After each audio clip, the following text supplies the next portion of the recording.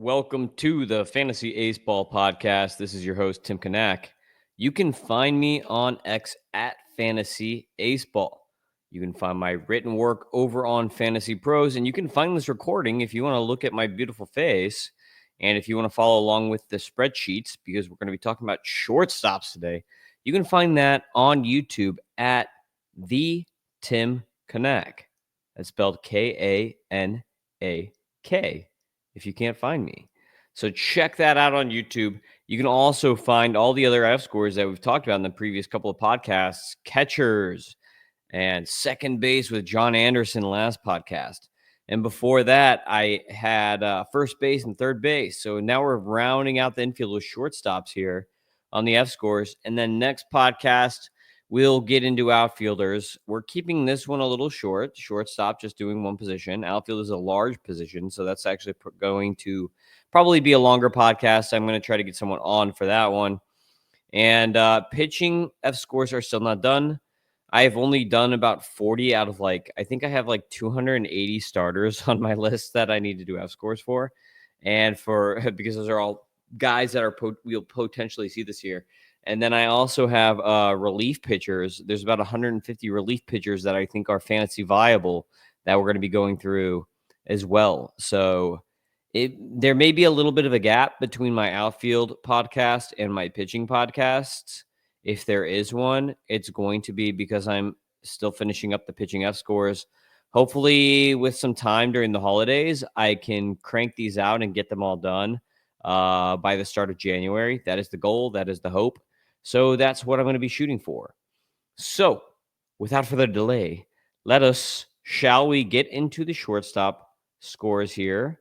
And I'm still trying to get used to this screen share thing on here because I'm so used to Zoom. I'm not used to, and Loom and all the other things that I use for work.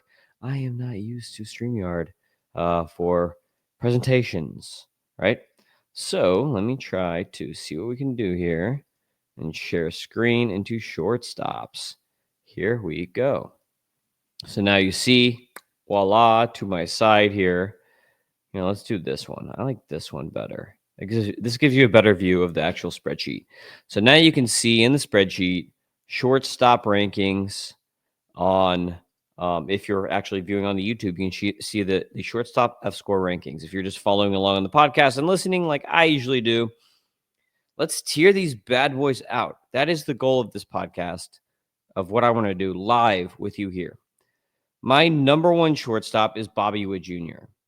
He has a 133 fScore and a 155 future fScore. Now, Elly De La Cruz actually comes in with a better fScore of 141. That's all because of the speed, because you can see here that Bobby Witt has the better hit tool, has the better plate skills, has better power, and is more durable. But Elly is outpacing Bobby by 80% in speed. So that's going to carry him here. But you can see that the range for Bobby is 133 to 155, whereas the range for Elly is 141 to 146. And we know Elly is also a little more volatile, even though I don't have a beta score for him because he has only played 2 seasons so far, and the beta is off of 3 seasons. We need 3 data points. So I'm going Bobby over Elly. And this is where this gets tough. I think that this is its own tier. Part of me wants to include Lindor and Gunnar in the same tier, but I think that Bobby Witt Jr. and Elly De La Cruz just have a higher ceiling than Lindor and Gunnar. So I'm going to make them their own tier because I think they're just a Hall of Fame caliber tier, even though Lindor probably will be in the Hall of Fame. Whereas Lindor and Gunnar, I'm going to stick into their own tier. And you might think that Mookie should fit in the same tier. If you actually look at his fScores, his contact, his discipline are slightly better than Gunnar's. His power is slightly better than Gunnar's, and his speed is slightly better than Gunnar's. But he was hurt last year. That's the only thing holding Mookie back is the age, 32 years old, and the injury. Now, we see that my future fScore for Mookie is dropping. That's all because he was hurt in the second half He wasn't as good in the second half, and he's older. Now, do I think that's a trend at 32 years old only for Mookie? No. I think he's the type of guy that's going to keep playing well until like 35. This is not a Javier Baez. So I'm not really that concerned, and that means that I'm going to stick Mookie in this tier with Lindor and Gunnar. He's going to be the bottom of the tier, but he's going to be in that same tier.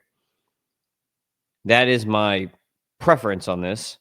And it also helps that Mookie is multi-position eligible. That is a nice little added benefit, but he's going to be in the same tier with Lindor and Gunnar Henderson.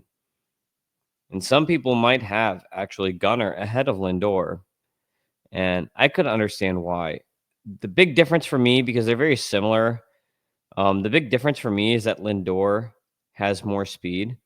And actually, now that the Mets have signed Soto, it's very likely that Soto is going to be hitting right behind Lindor, which means Lindor is going to get a lot better pitches this year than he did last year, even though he's really good last year. So I'm expecting a pretty nice season for Lindor. I'm going to keep him ahead of Gunnar. I think that Soto protection is really going to kind of create additional longevity to Lindor's career, where we might see a few more of these like huge seasons from Lindor before we see this downtrend, which probably will happen at like 34, 35, 36. But he's only 31 now. I think we're going to get a couple more superstar, great level seasons from Lindor in the meantime.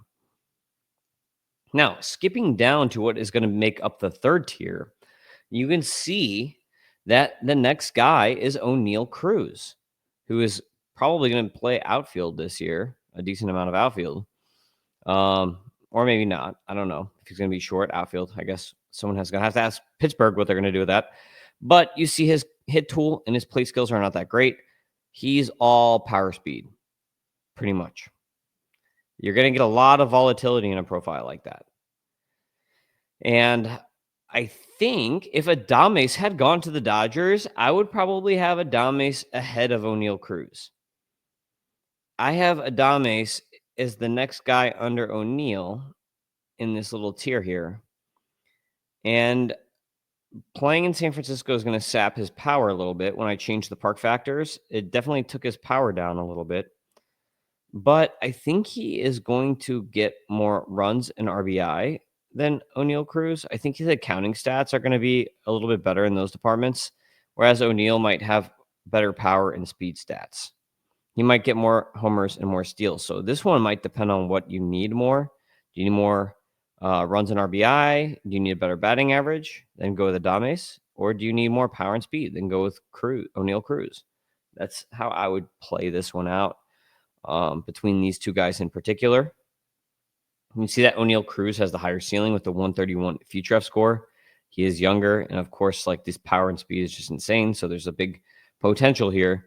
Whereas Adames, we kind of know what he is, and I don't think we're going to see him back trend all that much, even though he's changing ballparks to a worse ballpark for hitters. Because we just saw Matt Chapman play pretty well over in San Francisco, and I think that those two together, it's starting to form a nice little core of a lineup here in San Francisco. Next, I have CJ Abrams. I think Abrams is in the same tier as O'Neal Cruz and Willy Adames. I would not be surprised at all if Abrams had the better season than those guys. But you can see he's actually subpar in contact, plate skills, and power. Speed is really the only carrying tool here. And this is the funny thing. You think Abrams' speed, but look how much Ellie's speed is still better than Abrams. Something to just point out. Ellie's just a whole other creature. But Abrams ends up with a 114 fScore and a 122 future fScore. And I asked John Anderson last podcast, are you going Trey or Abrams? And I'm pretty sure he said Trey. I actually have a gap here between the two. I have Corey Seager in between them. But I'll just skip down to Trey for now. Trey has a better hit tool, slightly worse plate skills, 15% better power, but the speed is about 40% worse. The durability is better. So between these two, I'm going Abrams over Trey, even though they're both very similar, even though Trey has a better hit tool and better power, but worse speed. And the biggest part of that is that, and they're both going to be in pretty good lineups. Turner is in Philadelphia, which definitely has a better lineup. Nationals lineup is growing. It's getting better with James Wood and Dylan Cruz and whoever else they might bring in this offseason. So they're getting better. But the big reason here that I have Abrams ahead of Turner is just the age. These are both speed centered players. And while Trey, even if he didn't have speed, he'd still be decent because the hit tool and the power are good enough that he would still be like a Xander Bogaerts if he didn't have the speed. Um, I think that the aging of Trey Turner is what lets me put Abrams ahead. Abrams is not in his peak yet, and he's going to get better. Turner has surpassed his peak, especially for a speed player, and he's only going to get worse. Hence the rankings. Now I have Corey Seager sandwiched between them. Corey Seager's big downfall here is his injury history, and he has zero speed whatsoever. Like I would expect 0 to 2 steals in any season for Corey Seager. But he has the best hit tool of any shortstop, 123 contact. He also has one of the top plate skills, 110, and he has the best power of any shortstop at 155. So we got the best power and the best hit tool all mixed into one dude here. If he was a third baseman, he'd be maybe the second guy behind Jose. But he's a shortstop, and when you are drafting a middle infielder, you have to get some semblance of speed. Otherwise, you're gonna have to really make it up somewhere else. So, like, if you draft Corey Seager to be your starting shortstop, you really need like a really speedy outfielder, a really speedy second baseman to kind of counter the lack of steals that you're gonna get from Seager at the position. And you just have to hope that he stays healthy. But you can see 31 years old now, 113 to 116 is the fScore, whereas Turner is 114 to 115. I'm taking Seager over Turner in most cases. And the next guy on the list is Neto, who actually, via fScores, lines up like he should be in the same tier as these other guys. But I'm not putting him in a tier with these guys. Not yet. He's going to be in the next tier down. So tier number 3 is O'Neal Cruz, Willie Adames, CJ Abrams, Corey Seager, and Trey Turner for me. Tier 4. Now, there are rumors right now that Zach Neto may not start the year healthy. I'm gonna wait until spring before I drop him in the rankings, and it would only be because of that. So you see here, Neto has slightly below average contact. The plate skills are not where we thought they would be with him when he was first called up, but again, he's still only 24. 106 power, 146 speed. So he measures out here to be a nice little 2020 guy, pretty much. And I'm going to take that over Dansby Swanson right now. I think that's Neto and Swanson could have very similar stats, but I expect Neto to just have more steals. I think that Swanson might have a couple more bombs in there. The counting stats might be a little bit better, especially now that Kyle Tucker is in Chicago as of this recording. So Swanson might have better counting stats and slightly better power, but I think that Neto could net an extra an extra. That wasn't a complete accident, but I think he could get an extra 10 steals on top of Swanson, and I think that's what makes him more valuable. But that's all going to depend on if Neto's healthy, right? So these two could swap depending on health. The next guy down is Jackson Holiday. I think Jackson Holiday is, if you're in a points league, I would probably bump him ahead of both of these guys, but in a non-points league, no. For me right now, even as a 21-year-old, at 101 contact, pretty solid. 132 plate skills. That's better than anyone we've discussed so far, except for Mookie Betts. You can see that Kim is actually better. But 92 power, so maybe we get 15 to 20 homers out of him. 116 speed, so maybe we get like 12 steals out of him, 15 steals, 12 to 15, something like that. Probably like 12. And then durability, 96. Okay, so is Jackson Holiday going to start? Is he going to go up and down? Or is he going to struggle? He's still 21. That is the factor in durability ranking here, is if he's going to figure it out and transition up, or if he's going to run into struggles like he did last year and bounce around a little bit. And then maybe they don't play him if he's struggling. Maybe he hits the bench for a couple days to figure it out. Maybe he goes down to the minors for 10 days. So these are all things that are going to affect his durability. You can see, though, that his future fScore is right there with Neto's. It's just that Neto's done it a little bit longer. He's a little more locked into a role. So, and, better spot in the lineup, too. So Jackson Holiday, number 3 in this tier. Next guy, Ha-Seong Kim. I struggle with this because part of me wants to put to just kind of extend this tier out, right? Part of me wants to put Ha-Seong Kim in this tier, Anthony Volpe in this tier, Tyler Fitzgerald in this tier, Tommy Edman in this tier, David Hamilton and Mason Wynn all in this tier. But then part of me says, no, these are not the same. I'm keeping Ha-Seong Kim in this tier. This for me is like, if we're looking at this in tiers, we have like Hall of Fame, then we have superstar, like first or second round type, and then we have here very good all-star level, and then next is just like sufficient fantasy starter. I think all these guys are sufficient fantasy starters. So Ha-Seong Kim, I'm keeping in this tier. I think that like he had the really good year before. This might depend on what team he goes to, on where he moves up and down in these rankings here. So keep an eye on where he goes and if it's a good ballpark for his type of hitting. But I've got Ha-Seong Kim here. You can see that his main skill is plate skills. If you're in a points league, he's going to be better for you. If you're not in a points league, depending on where he goes, you might only get 10 bombs and like 25 steals. I feel like the power that he had in 2023, he had 1 year of that power. Is it real? I think he's more like a 15 homer max guy. I don't think we're going to see that kind of power again. The next guy on the list is Anthony Volpe, who is basically all speed and really contributes like nothing else for fantasy. 93 contact, pretty bad. 89 plate skills, it's meh. 80 power, so you're going to get like 10 homers, 12 homers. 157 speed. That nets out for like 25 to 30 steals, but you have to get on base to do that. And then 141 durability. So he does play. He hasn't gotten hurt. That is one of his best things. For Volpe to really maximize his true self, that hit tool needs to improve. He doesn't need to really improve the power. I don't really care about him improving the power. What I want him to be is CJ Abrams.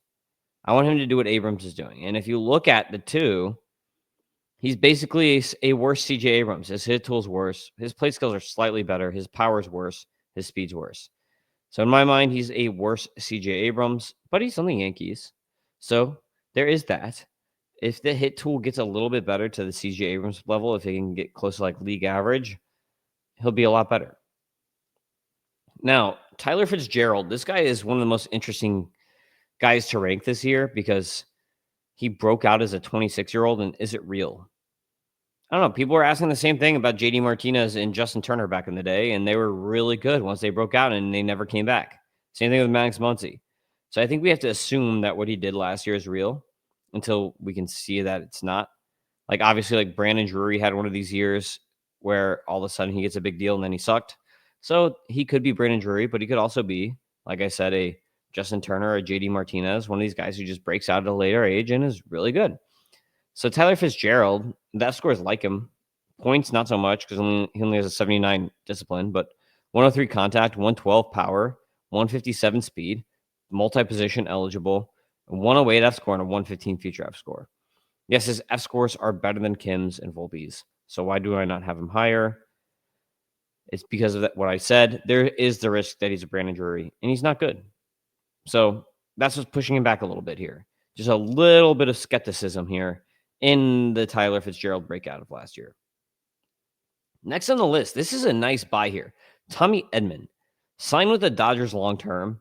I don't know if he's going to stick and get more multi-position eligibility or if he's just going to be in center field primarily next year, which is what it kind of sounds like.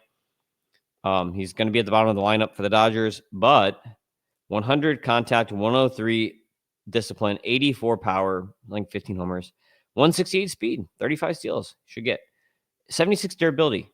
He missed a lot of the year last year, but before that, with the Cardinals, he was very consistent, very healthy. So I assume that he's better now, and that's not going to be an issue because the Dodgers gave him that contract. Would they have given him that contract if he was going to be hurt and his scans and stuff didn't look good? His physical came back bad? No. So I think Edman in the Dodgers lineup is going to be a very productive player. So I'm keeping him in this same tier. He could do Ha-Seong Kim things, really. So, yeah, very easily. David Hamilton. David Hamilton, another of these speed-based guys. Like, he has the potential to be the Red Sox version of Volpe. But again, he's 27. He broke out later. So this is almost like a Fitzgerald Volpe mix in David Hamilton. Is he for real? How much playing time is he going to get? The Red Sox kind of have a lot of mouths to feed right now, unless they make some trades. But 260 F speed. That is even better than Ellie De La Cruz, because he was more aggressive on the base pass than even Ellie when he got on. But only 81 durability. So the big question is, how much playing time is he going to get? If he had the playing time of Volpe, wouldn't you put him ahead of Volpe because his plate skills are better? Besides that, he's pretty much the same guy as Volpe. Plate skills are better, and he's actually more proficient on the base pass. So shouldn't he be ahead of Volpe then? No, because we don't know how much he's going to play. I want to see what the Red Sox do with the lineup. And again, there's the Tyler Fitzgerald effect that I just talked about. What if the breakout was not real? I'll keep him in this tier, right? I'm going to keep him in this tier, but I'm not going to put him ahead of those guys that are more reliable and you can trust what they're going to do a little more. I am going to round out this tier here with Mason Wynn. You can see here he's pretty solid. 97 contact, 99 discipline, 78 power. So again, it's like 12 to 15 homer range. 107 speed. I think there's more speed in here, and he was just not aggressive on the base pass because the Cardinals didn't want him to be. If you look at what he did in the minors, and if you actually look at like his sprint speeds and stuff, he's a very athletic dude. I think he could steal 30 bags if the Cardinals really wanted to just let him go. But if he's leading off, are they going to take that risk? The Cardinals are not really a base running team. Ollie Marmol has not had guys that just go, go, go, go, go. He's not been aggressive on the base pass, and he's still the manager. So I'm not sure. I think Wynn can steal more bases, but will he? I think there is 20 homer power in there at some point, but when will it develop? He's still really young, 23. St. Louis is not a great ballpark to hit in, though, and the lineup is not great. But he is going to be good. Like, I would kind of expect a 15-15 season out of him with a good batting average. And he's going to be at, hitting leadoff, I think, for the Cardinals. So, yeah, I think that's probably the last really solid starter you want on your team as a shortstop. Some of these other guys that we're going to talk about below could be starting middle infielders for you, but there's a lot more volatility. So we're going to cap this tier right here at Mason Wynn. And then we're going to go down into the next tier. And you might call me a homer and say, really, these other guys, you're going to compare Jackson Holiday to Mason Wynn. But I think it's very possible that Holiday and Wynn both finish the season with 280 batting averages in their 15-15. But Jackson Holiday is hitting 9th in the Orioles lineup, and Wynn is hitting 1st in the Cardinals lineup. So, yeah, I think that makes sense. Next tier, Maikel Garcia with the Royals. All speed here, right? Like the power. We saw a little bit of power at the beginning of the year last year, and everyone's like, oh, look, he's breaking out. But it didn't stick. And we have here also Xavier Edwards, who's kind of similar to Garcia. He actually has a better hit tool. Like 118 contact is a really good hit tool. The power is even worse, though. So that means like the hit tool has to be good for him because his power is so bad. Like he can barely hit the ball out of the infield. You saw like what Blake Snell said about him when the Rays traded for him. So, yeah, I don't know. I think they're very similar guys. How much Edwards is going to get a lot of run. He's on the Marlins. Like, who else are you going to play there? Garcia with the Royals. The Royals are doing some things. I don't know how much playing time. I think he's got a starter role locked in. But I think that we probably have here like an 8 homer, 30 steal guy at best case scenario. And that's kind of like what this tier is. It's a lot of like speed only guys. Like we see here with Andres Jimenez now with the Blue Jays. These guys are all very similar. Garcia, Edwards, and Jimenez, right? Like very little power. The thing about Jimenez is his plate discipline is worse, but he has a little bit better power than some of these other guys. So kind of can pick one between Garcia, Edwards, and Jimenez. I think Edwards and Jimenez probably have a more guaranteed playing time, but I think Garcia, and the reason I have him ranked slightly higher, I think that he could be better on a per plate appearance level. So we'll see. These three are all like the same. Like pick one. I don't even care. They're all in the same tier easily. Now, Jeremy Pena. Pena is a little bit different because his plate skills are bad, just like Jimenez's, but he has better power and less speed. So kind of what are you looking for here? I think Jeremy Pena is pretty much a worse version of Mason Wynn. He's basically Mason Wynn with worse plate skills and not as good defensively. And he's not going to hit lead off. That's Jeremy Pena. I think you're looking at similar production, but he might only hit 240 or 250 instead of 280 because his plate discipline is not there, which means more strikeouts and less counting stats because he's hitting lower in the order. Now we have Carlos Correa. Correa is basically like a worse version of Corey Seager, which is kind of funny. It's like righty bad Corey Seager because I think they were rookies in the same year. Hit tools worse. Good plate skills, right? He's always had good plate skills.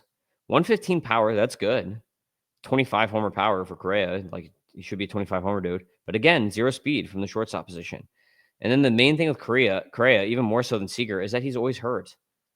He's always a Twins model here, always hurt. And you see the volatility here in the beta between Correa's seasons. I think Correa can be really good in a points league if he's healthy, but will he stay healthy? In a non-points leagues, you just got to weigh that, okay, like he's not terrible. He's going to get you some bombs, but like I'd rather have 15-15 like a Mason Wynn than get 20-0 or 22-0. So that's why Correa is a whole nother tier down. Just he's not going to steal it all. Now, Bryce Terang. Bryce Terang right here with Jimenez, Edwards, Garcia. Again, same thing, right? Terang actually has much better plate discipline than Jimenez. Power is slightly worse, and the speed is better. But will he stay healthy? The durability is what takes him down. Because Terang might be better than Jimenez, just because of the plate skills. In a points league, I would take Terang over Jimenez. But Jimenez has shown the ability to stay on the field longer, hence why I have Terang a little bit lower in the rankings. Next guy, same tier, Ezequiel Tovar. Tovar has atrocious plate skills, 56 discipline, 104 contact, 110 power, 81 speed. So Tovar is like the anti-Carlos Correa, I think. He's in Colorado. Like, I think he's basically Carlos Correa with 10 steals, but atrocious plate discipline. That's what he's going to do. And he hasn't been hurt yet. So the plate skills, like, I would not want Tovar at all in a points league. Unless, like, you don't count negatives against strikeouts or if, like, walks are not as many points as a hit. So it might depend on the points league. He'll probably get a lot of hits. He's super aggressive. But I doubt he's going to walk very much, and he's going to strike out a good amount.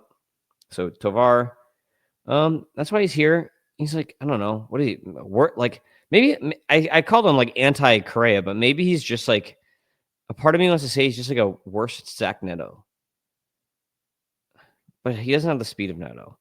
A worse Jeremy Pena, I guess. I guess that kind of makes sense. He's Jeremy Pena with a little bit more power and a lot worse plate discipline. Next, we have Jordan Lawler. Lawler, a lot of people have prospect fatigue on. The fScores really like what he can do, his potential, but can he stay healthy? And is he gonna be on the big league club to be in the season? Important questions. He's still only 22. But I think the injuries last year just made people tired of him. I think people were kind of in on him at the beginning of the year last year, but then he got hurt, and then everyone got out on him.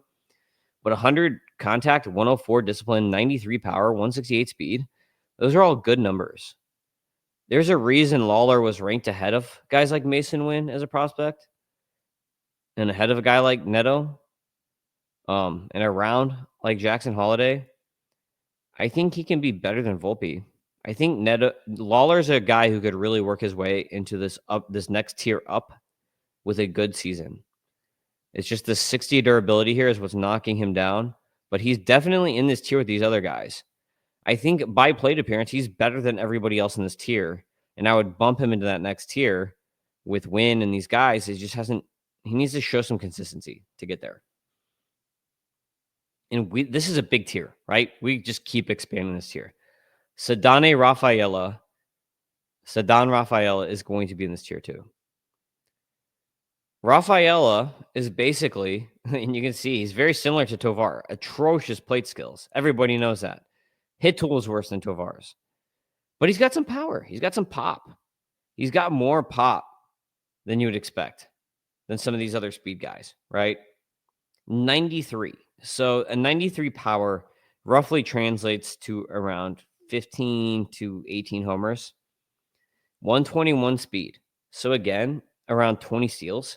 So if you can get a 15-20 out of Rafaela, it's all going to depend on the batting average. Can he hit enough to hit like 260 or 270? If he can do that, that's pretty solid, especially a guy who's multi-position eligible. That's nice to have. A guy who can move from the infield to the outfield. And you might be asking, where's Bo Bichette? Here's Bo Bichette. All the way down. I do not like Bo Bichette. The metrics are never that great for him.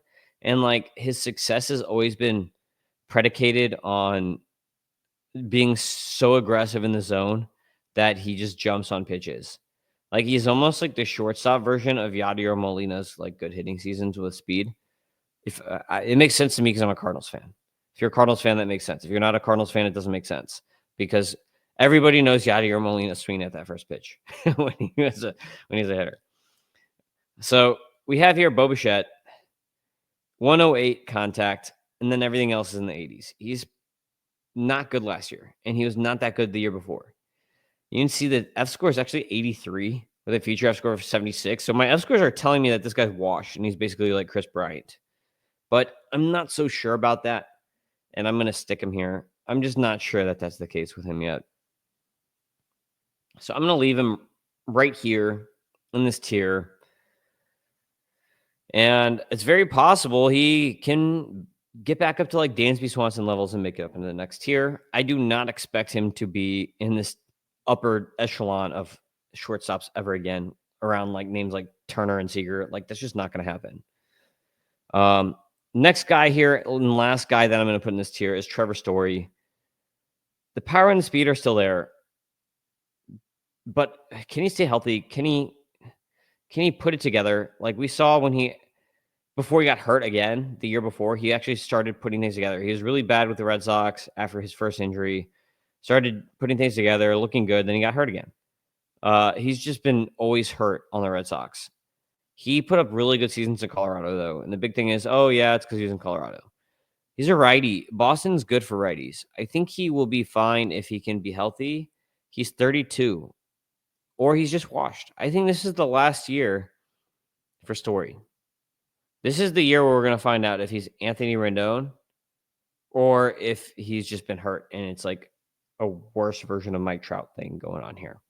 So I'm going to keep Story in this tier. So Bichette and Story are kind of like the hopefuls here that they can bounce back up to another level until we get down to the next tier here, which I am probably going to tier this one off one more time. So I think we have two more tiers in here. And I don't want to make this the longest podcast ever. So we're going to just kind of go through some of these. Next is Bryce Matthews, Astros prospect. Power and speed, bad hit tool. We'll see where the playing time comes from. So now we're getting into more like risky upside plays. Bryce Matthews could be like Trevor Story. Very maybe similar if he plays. Luis Rengifo next. I liked Rengifo a lot last year, and he was very good when he was healthy, but got hurt. How much playing time is going to be there for Rengifo next year? Where is he going to play? What position? These are all questions up in the air.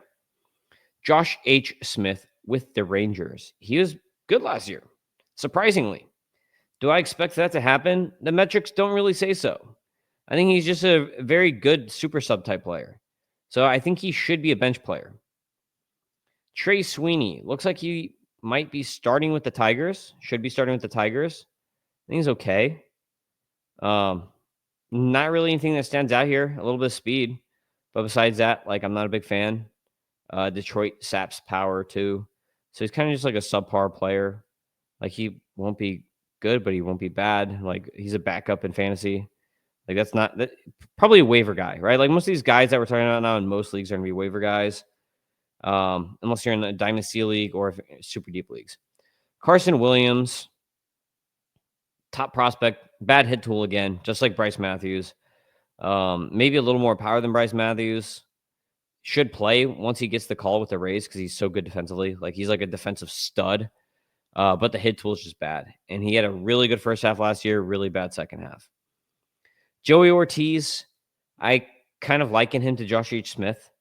He's like a slightly worse version of Josh H. Smith, except I think he's going to start, and Josh H. Smith probably shouldn't start with the Rangers, especially not if they brought Berger in. He's got Berger and Young. So Josh H. Smith, probably super utility. Geraldo Perdomo. Really good for points leagues. Great plate discipline. Really nothing else. Good for points leagues, though, as a backup. If you need like a backup middle infielder in a points league, okay. Next guy, Jose Tena. I liked some of the stuff that Tena was doing. I think in a deep league, he's second, short, and third base eligible. And he could be like a 15-15 guy. And is he going to start? I think he could start for the Nationals this year. So Tena, I like. He could start at third base for the Nationals. Nice fantasy backup in a deeper league. That's how I'm going to put him. Orlando Arcia, he's going to start. We know how he is. Just kind of blah. If someone gets hurt, he's a good plug-in. That's about it. JP Crawford. Crawford was ranked pretty high, even in my rankings last year. I think I'm in, up a tier. Points leagues only, really, just like Perdomo. His hit tool is actually worse than Perdomo's. He's got more power, though, but no speed. But he's basically points leagues only. He's going to play because he's good defensively. Now we have here this Korean transfer, Hae-Seung Kim. I used the same calculator that I've used for all the Korean guys. He's pretty good, except his power. He has no power to speak of whatsoever. And, how's that going to translate? And who's going to sign him? He's got speed. He's got a decent hit tool. Got okay plate skills, but the power is just nothing. So I don't know. Where's he going to play? I guess he hasn't signed yet, so I should mark him yellow here. What's going to happen to him? Brendan Rodgers also was dropped. He was cut by the Rockies, so I don't even know where he's going to play now. But Brendan Rodgers, good hit tool. Nothing else is really good. You might get here a 280, 15 homer guy if he had full-time playing time, but I think he's going to be a backup at this point. Ernie Clement is the next guy down. And we're going to, this is a big tier. This is guys that are going to get good playing time that are more like backups or plugins if people get hurt to watch on waivers. Then we got Brian Rocchio, Brooks Lee. Don't really like that much. Jacob Wilson. Jacob Wilson is a guy for points leagues that I would like to start in a middle infield role because he's going to get a ton of hits. He's basically going to be Steven Kwan without the speed at shortstop. He could be like Luis Arias. This is maybe like the next Luis Arias. So I kind of like Jacob Wilson, and he's going to round out this tier, but mostly for points leagues. Like Luis Arias is amazing for points leagues or OBP leagues or leagues where hits matter. So Jacob Wilson is going to do the kind of the same thing with athletics at shortstop as Arias. He's a worse Luis Arias, basically. Last tier here is just kind of flyers. We got Oswald Peraza, IKF, Colson Montgomery, White Sox rookie. I don't know when he's going to get the call. Paul DeYoung, Marcelo Mayer, Brooks Baldwin with the White Sox, Miguel Rojas, who actually he's back with the Dodgers, so not a free agent. Blaze Alexander, Leo Jimenez, Ahmed Rosario, Casey Schmidt, a lot of defensive guys. Daryl Hernandez, Cole Young, Edmundo Sosa, Marco Luciano, Ezekiel Duran, and Vaughn Grissom, the last guy in the tier. So those are the shortstop rankings that I have for 2025 from fScores, and those are now the tiers. If you have any questions, reach out. You can follow me on the podcast it's the Fantasy Baseball Podcast. Please subscribe, rate and review. I need some reviews. Follow me on the Twitter, the X, whatever the hell, at Fantasy Aceball. And then you can find me on YouTube at the Tim Kanak, and my written stuff is all on Fantasy Pros. Thanks for watching. Thanks for listening. However you are consuming this content. Hopefully you're watching, because I know watching the spreadsheets would definitely help you get a better understanding of the fScores and where everybody's ranked in like all the numbers, you can screen cap the video even and get the numbers yourselves. I don't really care. These articles are going to start rolling out for the fScores on Fantasy Pros, probably around the holidays. So be on the lookout for that, where you can find all the fScores on there. Again, the pitchers are still not done. So the hitters will come out. There might be a layover between hitting and pitching stuff coming out. So thanks again. Peace out, everybody. Later.